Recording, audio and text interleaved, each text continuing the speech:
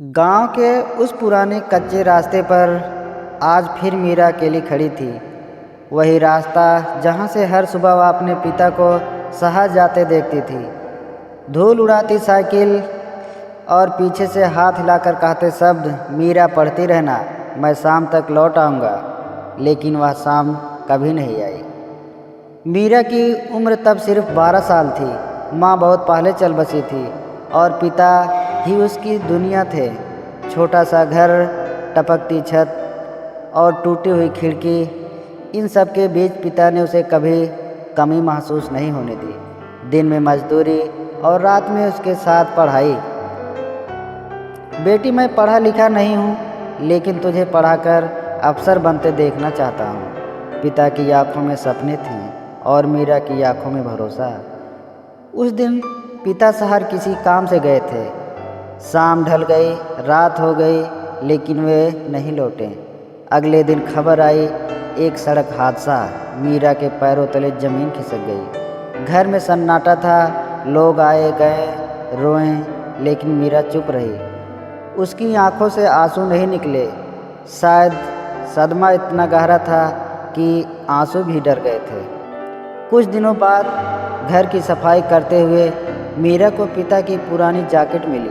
जेब में एक मुड़ा टूटा कागज़ था।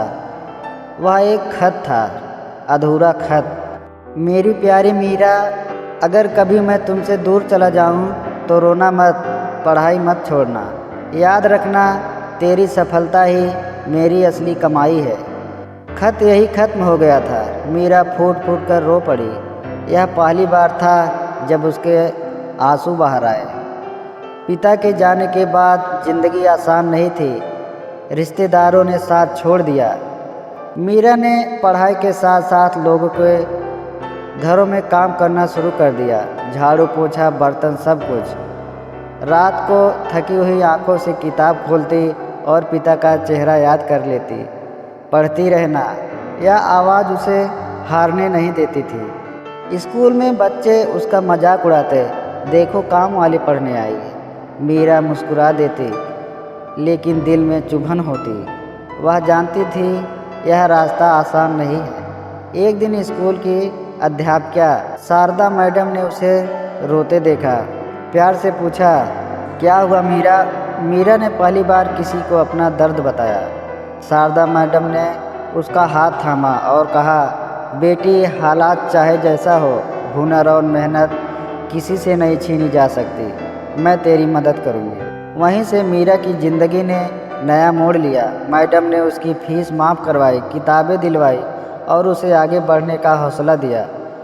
साल बीतते गए। मीरा ने 10वीं फिर 12वीं अच्छे अंकों से पास की।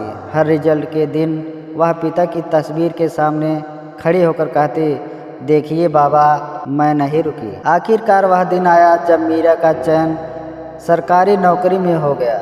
उस दिन पूरे गांव में मिठाई बांटी।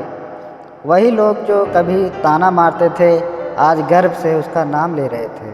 शाम को मीरा उसी कच्चे रास्ते पर खड़ी थी। हाथ में वही अधूरा खत, आंखों में आंसू थे, लेकिन वे आंसू दुख के नहीं, गर्व के थे। उसने आसमान की ओर देखा और धीमे से कहा, बाबा, आपका खत आज पूरा हो गया। आपकी बेटी जीत गई। हवा चल रही थी जैसे कहीं दूर से वही आवाज़ आ रही हो, शाबाश मीरा, मुझे तुम पर नाज है।